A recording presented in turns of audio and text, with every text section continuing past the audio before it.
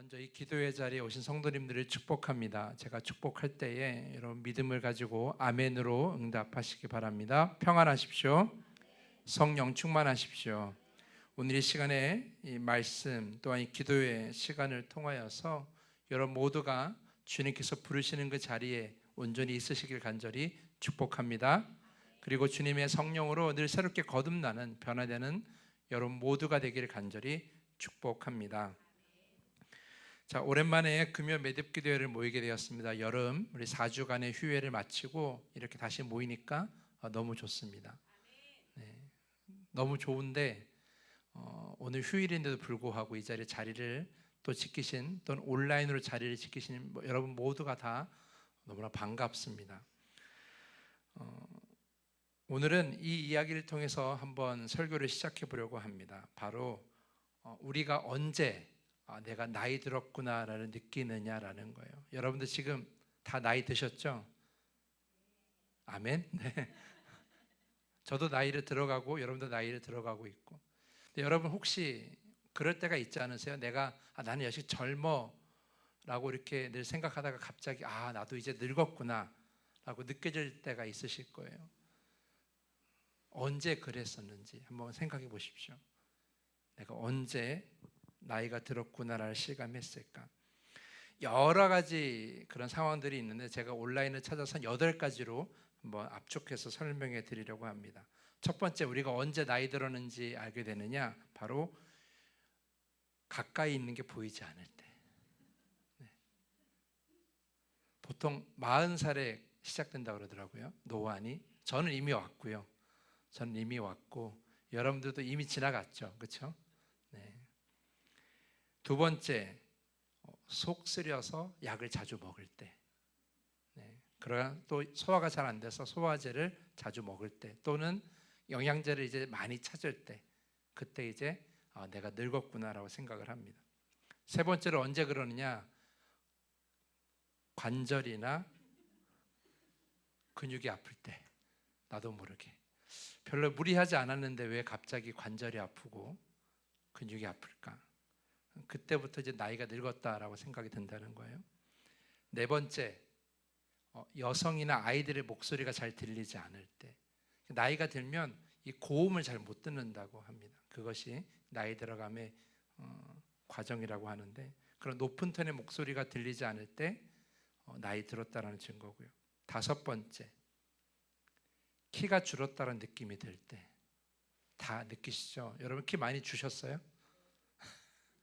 실제적으로 남자는 70세가 되면서 한 2.5cm가 준다고 하고요. 여성은 5cm까지 줄기도 한답니다. 근데 그게 이제 관절 사이에 연골이 손상을 입어서 그 연골이 줄어들면서 그렇게 키가 줄어든다고 합니다. 여섯 번째, 변비에 장 걸릴 때.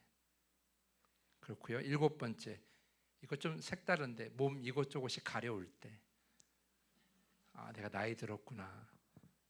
여덟 번째, 가장 기본적인 건데 내가 회복이 더딜 때. 예전에는 하룻밤만 자고 일어나면 팔팔했는데 이제는 이틀 밤을 푹 쉬어도 예전 같지 않은 몸일 때, 그때 이제 나는 늙었구나 라는 생각을 한다고 합니다. 여러분의 이야기죠. 네, 또 저의 이야기이기도 하고요. 제가 왜 이 이야기를 하냐 하면 여러분들의 나이듦을 증명하려고 이 이야기를 한 것이 아니라, 제가 이 이야기를 한 것은 한 가지예요. 우리 몸의 상태는 누가 더 잘 알아요? 그 대답을 원했던 건 아닌데, 누가 더 잘 알아요? 하나님도 잘 아시죠. 당연히 하나님이 우리를 지으시고 만드시고 잘 아시지만 제가 원했던 답은 그게 아니에요. 다시 물어볼게요. 우리 몸은 누가 더 잘 알아요? 내가 더 잘 아는 거예요. 네. 내가 나이 들어가는 나의 몸은 누가 더 잘 알아요? 내가 더 잘 아는 거예요. 예전과 같지 않아. 이제는 이런 거 하지 못해. 예전에는 밤을 새며 뭘 해도 잘 했지만 요즘은 1시간만 늦게 자도 몸이 피곤해. 이런 것들은 충분히 이제 우리가 아는 거죠. 그러니까 내 몸의 상태는 누가 더 잘 안다? 내가 잘 안다라는 거예요. 아무리 숨기려고 해도 자기는 알 수밖에 없는 거예요. 왜냐하면 내가 그걸 다 느끼고 있기 때문이다라는 거죠. 그건 오래전이나 지금이나 다를 것이 없어요. 자, 오늘 이야기를 해보겠습니다. 오늘 이야기는 블레셋 사람들이 블레셋 사람들이 이스라엘을 공격하는 이야기로 시작을 합니다. 늘 그랬듯이 다윗은 부하들과 함께 내려가게 되죠. 그런데 거기에 이스비 분업이라는 이름을 가진, 이름도 되게 어려워요. 이스비 분업이라는 이름을 가진 적군이 다윗을 어떻게 해요? 죽이려고 하는 거죠. 어떤 주석에서는 암살이라고 이렇게 이야기를 하는데요. 중요한 것은 뭐냐면 이 이스비 분업이라는 이름을 가진 그 적군이 다윗을 상대하여 죽이려고 할 때 다윗이 혼자서 그 사람을 물리쳤다, 못 물리쳤다? 못 물리친 거예요. 그래서 오늘 말씀을 보면 스루야의 아들 아비새가 도와서 그 사람으로부터 구원을 받은 거예요. 그러니까 죽을 뻔한 거예요. 다윗이 죽을 뻔한 거죠. 많은 주석가들이 이 장면을 놓고 이렇게 얘기합니다. 다윗이 이제는 늙었다라는 거예요. 다윗은 이제 늙었고 이제 다음 왕을 준비해야 할 때가 되었다라는 것을 보여주는 그런 장면이다라고 이렇게 의미를 찾습니다. 그런데 저는 오늘 좀 여러분과 다른 관점에서 이 이야기를 보려고 합니다. 조금 전에 말씀을 드렸지만 자신의 몸은 누가 더 잘 알아요? 본인이 잘 알아요. 그러면 다윗의 몸 상태도 누가 가장 잘 알겠어요? 다윗이 잘 아는 거예요. 다윗이 지금 오래전에 다윗과 맞짱 떴던 그런 몸이 아니라는 걸 다윗은 알까요? 모를까요? 알아요. 나가면 이기고 돌아왔던, 무조건 이기고 돌아왔던 그 다윗의 몸이 아니라는 거 알까요? 모를까요? 아는 거예요. 모를 리가 없어요. 1대1로 싸우면 무조건 이기던 그때가 그 몸이 아니라는 걸 이제 알까요? 모를까요? 알아요. 알 수밖에 없어요. 그것을 다윗이 모를 리가 없어요. 우리도 잘 알지 않습니까? 알 수밖에 없어요. 우리 몸의 신호가 그냥 계속 오거든요. 너 이제 몸이 늙었다라고. 어제 저녁에 아들하고 놀이터에서 노는데 아들이 저에게 이렇게 얘기하는 거예요. 잡기 놀이 하자고. 어젯밤에 엄청 더웠던 거 아시죠? 그 더위에 갑자기 잡기 놀이를 하자고 뛰는데 아들은 에너자이저예요. 막 뛰어다니고요. 저는 쫓아가기 바쁜데 제가 도망갔어요. 제가 술래라고 도망가기 시작했는데 어느 순간 약간 높은 데서 탁 뛰어내렸는데 갑자기 무릎이 아파오는 거예요. 아우, 아파왔어요.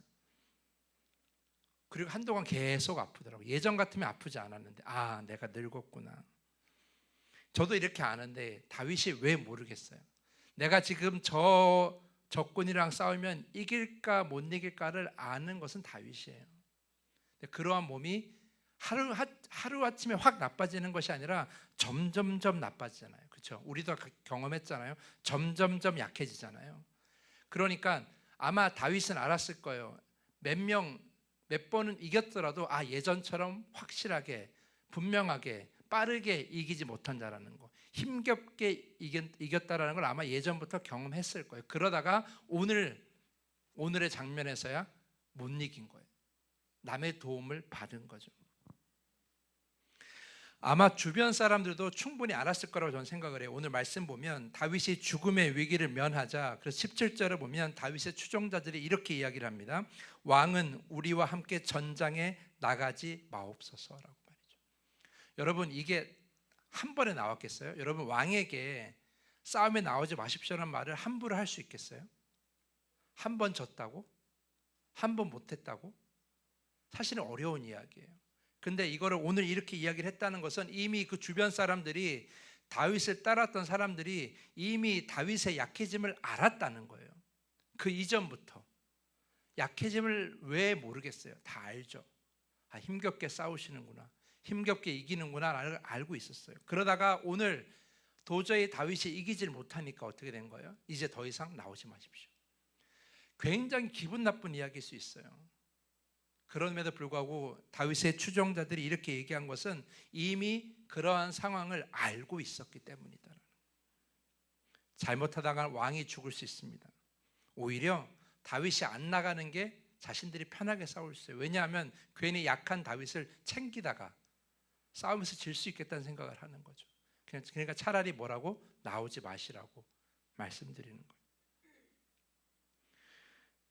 자, 오늘 이 본문을 그렇게 이해해야 돼요. 다윗은 알고도 나간 거예요. 나는 충분히 이길 수 있어라고 알고 나간 것이 아니라, 그렇게 나간 것이 아니라 자신이 어렵다라는 걸 충분히 인지하고도 나갔다라는 거죠. 우리가 이 관점으로 오늘 말씀을 봐야 돼요. 그렇다면 왜 다윗은 나갔을까요? 그것도 블레셋이에요. 여러분, 가나안 족속들 중에서 가장 강한 족속이 어디예요? 블레셋이에요. 골리앗이 누구 족속이었어요? 블레셋이었어요. 블레셋은 가장 강한 족속이고 가장 강한 무기를 가지고 있고 강한 군대를 가지고 있어요. 그 어려운 싸움에 다윗이 나간 거예요. 근데 이 나이쯤 되면 이 정도 권위를 가진, 이 정도 오랜 시간 왕의 자리에 있었으면 나가요, 안 나가요? 안 나가요. 안 나가도 돼요. 나이가 들었으니까. 그런데도 굳이 자신의 몸 상태를 알고도 나간 거예요. 왜 나갔을까? 나간 이유가 무엇일까? 저는 말씀을 곰곰이 생각하다가 한 가지 장면이 떠올랐어요. 바로 사무엘하 11장의 이야기예요. 사무엘하 11장이 어떤 이야기예요? 바로 다윗이 우리아의 아내 밧세바를 범한 거예요. 근데 그 장면에 사무엘하 11장 1절에 이렇게 기록되어 있어요. 제가 다시 읽어드릴게요. 사무엘하 11장 1절 말씀 보면, 그 해가 돌아와 왕들이 출전할 때가 되매 다윗이 요압과 그에게 있는 그의 부하들과 온 이스라엘 군대를 보내니 그들이 암몬 자손을 멸하고 랍바를 에워쌌고 다윗은 예루살렘에 그대로 있더라라는 거예요. 여러분 1절 말씀 보면 왕들이 출전할 때가 되온 거예요. 이거 뭘 얘기해요? 왕들이 나가야 되는 전쟁이었어요. 큰 전쟁이었어요. 그런데 1절 마지막에 뭐라고 됐어요? 다윗은 예루살렘에 그대로 있더라라는 거예요. 그러니까 나가야 할 전쟁을 다윗이 안 나간 거예요. 그래서 왕궁을 거니다가 뭘 봤어요? 밧세바가 목욕하는 걸 봤어요. 그리고 그렇게 다윗이 살아오면서 가장 인생 최대의 실수를 그때 범한 거예요. 그 사건으로 인해서 얼마나 많은 어려움에 처했습니까? 여러분 사무엘하 그 뒤에 이야기를 보시면 아마 다 아실 거예요. 다윗은 자신의 죄로 인해 하나님의 그 심판을 감당하면서 늘 후회했을 거예요. 아, 그때 차라리 전쟁에 나갔으면 어땠을까? 아, 그때 전쟁에 나가야 할 때 내가 왕궁에서 쉬지 않고 나갔었다면, 그래서 밧세바가 목욕하는 걸 보지 않았더라면 그 죄를 범하지 않았을 텐데, 그런 후회를 얼마나 많이 했겠냐라는 거예요. 그 후회가 뭐가 된 거예요? 습관을 만든 거예요. 그래서 무조건 나가는 거예요. 저는 다윗이 왜 이 몸을 알고 자신의 약함을 알고도 나갔을까? 그때의 경험을 바탕으로 습관이 생긴 거죠. 그래서 강한 민족, 강한 족속 블레셋임에도 불구하고 자신의 약함을 알면서도 나가는 거예요. 혹시나 그때의 실수를 또 행하지 않을까 염려해서. 저는 그래서 나갔다라고 저는 봐요. 오늘 이 이야기를 통해서 저는 두 가지를 깨닫습니다. 첫 번째는 무엇이냐면, 누구나 실수할 수 있어요. 그러나 실수보다 더 중요한 것은 뭐예요? 그 실수를 반복하지 않는 겁니다. 다윗은 같은 실수를 반복하지 않으려고 애쓴 거예요. 그래서 자신의 몸 상태를 알고면서도, 늙었으면서도 나가지 않아도 됨에도 불구하고 그 어려운 블레셋과의 전쟁에서 나간 거예요. 이것이 사실 다윗이 좋은 왕으로 쓰임받은 이유 중에 하나예요. 그게 뭐예요? 같은 실수를 반복하지 않는다라는 거예요.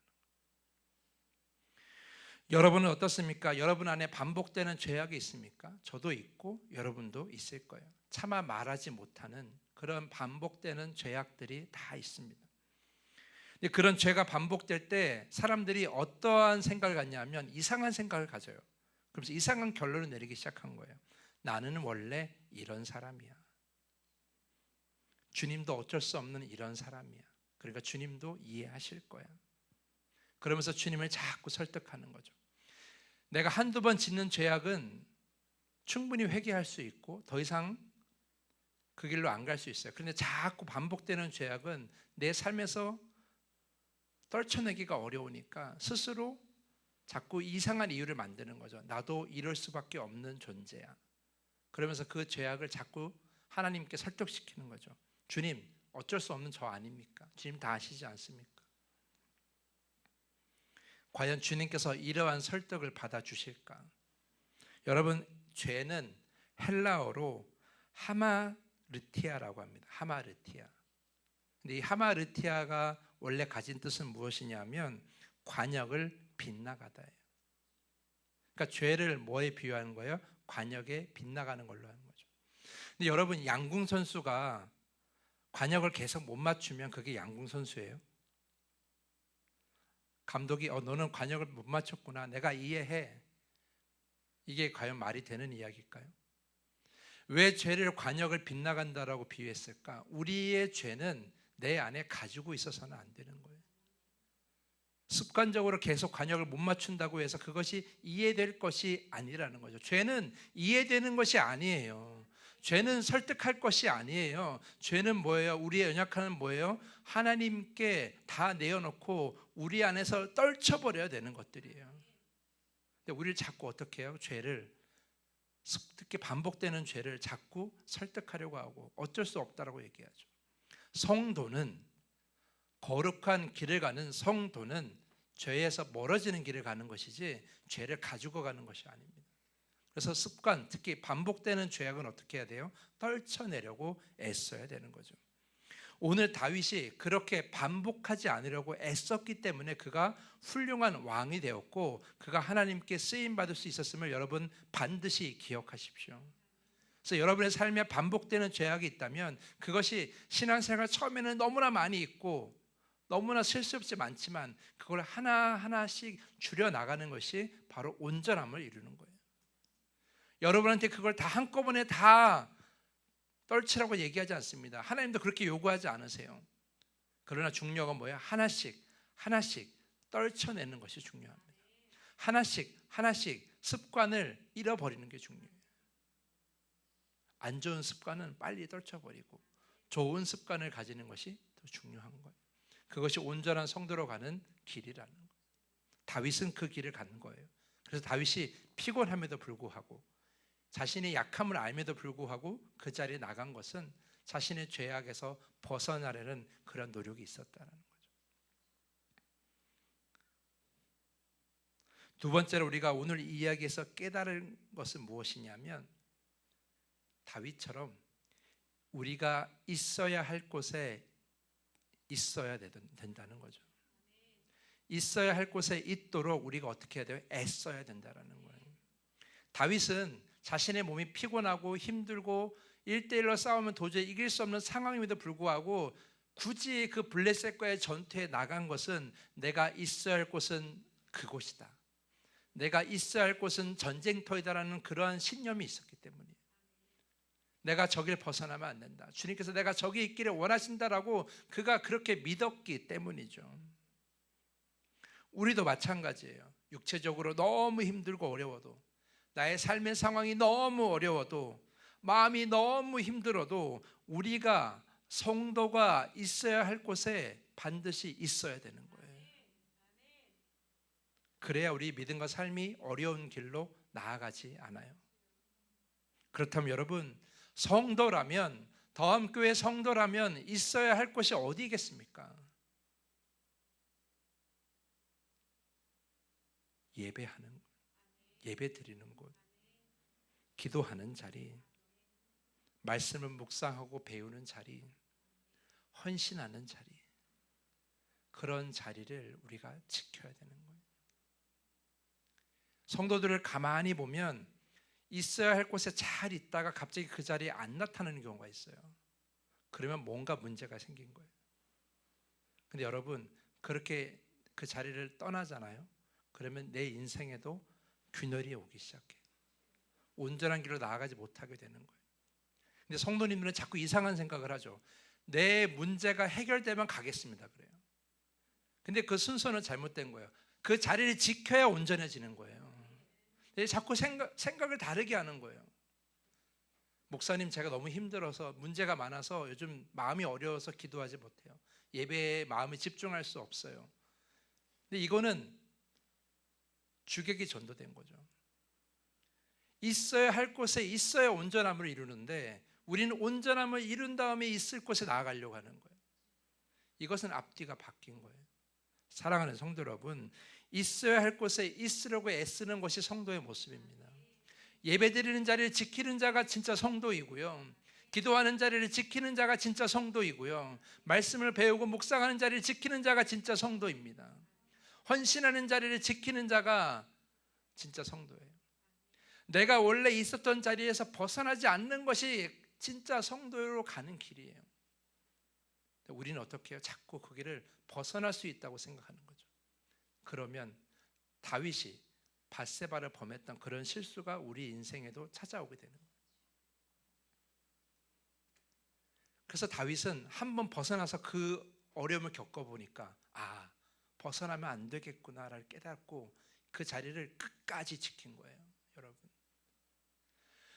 여러분이 앞으로 살아가면서 이 자리를 지키지 않을 이유가 더 많아질 거예요. 그럴 때일수록 여러분이 이 자리를 지키시기를 간절히 축복합니다. 그렇게 자리를 지킬 때에 우리의 인생이 온전함으로 나아가고 우리가 하나님께 받을 것을 온전히 받을 수가 있고 우리가 누려야 될 것을 온전히 누릴 수가 있는 거예요. 자꾸 외부의 핑계를 가지고 나아가지 않을 이유, 지키지 않을 이유를 자꾸 만드시면 안 돼요. 왜 우리가 주일 예배를 지켜야 되느냐? 우리가 무슨 직분을 가지려고 교회에서 높은 자리에 오르려고 그게 아니라 내가 있어야 할 곳에 그냥 있는 거예요. 다른 이유를 만들지 마세요. 성도가 있어야 될 곳이 그곳인데 왜 자꾸 다른 이유를 만들어서 그곳 자리를 지키려고 하십니까? 성도가 있어야 될 곳은 예배의 자리고 말씀을 묵상하는 자리고 기도하는 자리고 헌신하는 자리이고 여러분이 그 자리를 지키시기를 간절히 축복합니다. 더 함께 공동체는 여러분이 그 자리를 지키도록 도움을 주는 그런 공동체.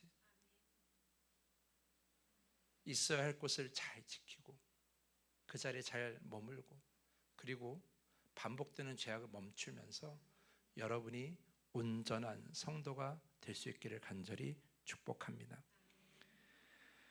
자, 이제 한번 우리 스스로에게 물어봅시다. 나는 지난 한 주간 우리 한 주를 이제 매듭지으면서 이 매듭기도에 나왔는데 우리가 한 주를 매듭지으면서 한 주를 돌아보는 거예요. 나는 얼마나 반복되는 죄악을 눈 감아 주었는가. 한번 생각해 보십시오. 나는 얼마나 이 반복되는 죄악을 하나님께 설득하려고 하였는가. 그리고 나는 얼마나 있어야 할 곳을 그 자리를 지키도록 애썼는가라는, 혹시 같은 핑계와 여러 가지 상황을 하나님 앞에 내놓으면서 내가 저 자리에 갈 수 없습니다라고 그 이유를 자꾸 말하진 않았는지 한번 생각해 보셨으면 좋겠어요. 우리 찬양단 나오시고요. 우리 온 마음 다해 우리 함께 찬양하면서 이 질문에 대한 답을 하나님께 드리는 기도를 드렸으면 좋겠어요. 주님, 내가